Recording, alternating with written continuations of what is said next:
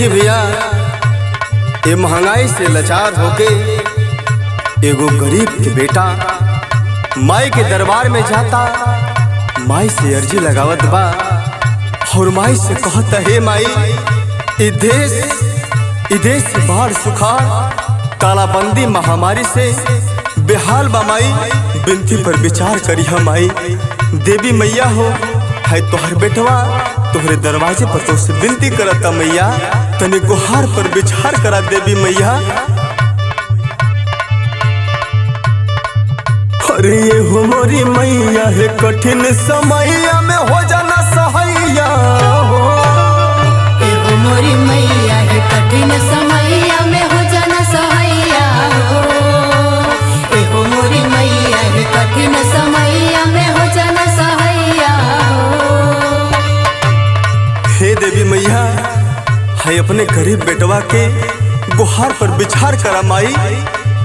अरे ये हो मोरी मैया है कठिन समैया में हो जाना सहैया हो, बढ़ल जाता महंगैया तोहरे भरोसे मोर नैया हो, बढ़ल जाता महंगैया तोहरे भरोसे मोर नैया हो, बढ़ल जाता महंगैया तोहरे भरोसे मोर नैया हो।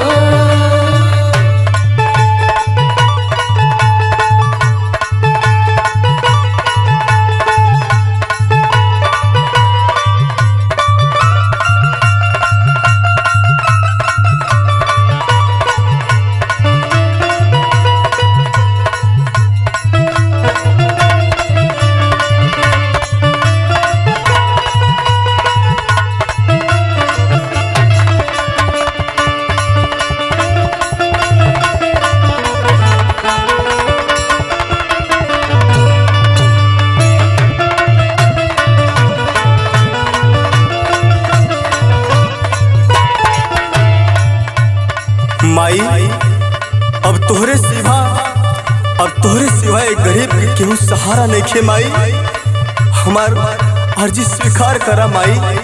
हे माई रोवाता बलकवा तोहार हो, करा बिनती पे हमारा विचार हो, घर डूबल बायसो वाली बाढ़ में करे कोनो ना उपाय सरकार हो, करे कोनो ना उपाय सरकार हो, करे कोनो ना उपाय सरकार हो। ये देश से पपियन के नाश करा माई, सुना माई। हे माई रोवता बलकवा तोहार हो, करा बिनती पे हमारा विचार हो, घर डूबल बायस वाली बाढ़ में करे कोनो ना उपाय सरकार हो,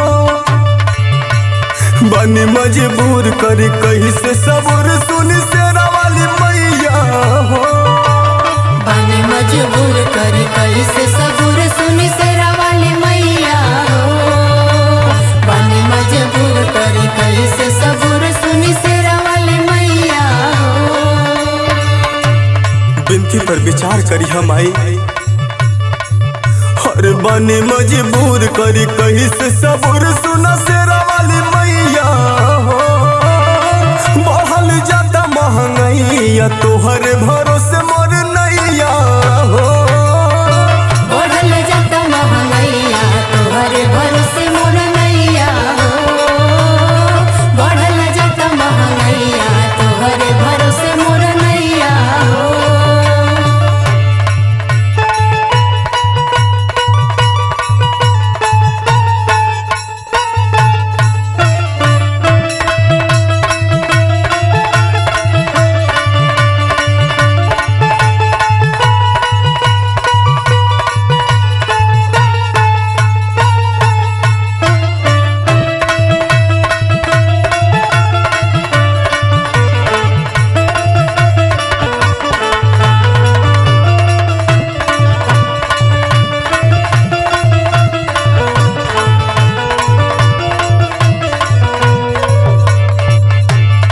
तालाबंदी और महामारी के नाम पर ये देश के अर्थव्यवस्था के ढांचा बदल गईल बा माई, हमार देश बर्बादी के कगार पे आ गईल बा माई। सुना माई, माई आइल बाटे नेतावन के राज हो, ने रोवता गरीबवा समाज हो,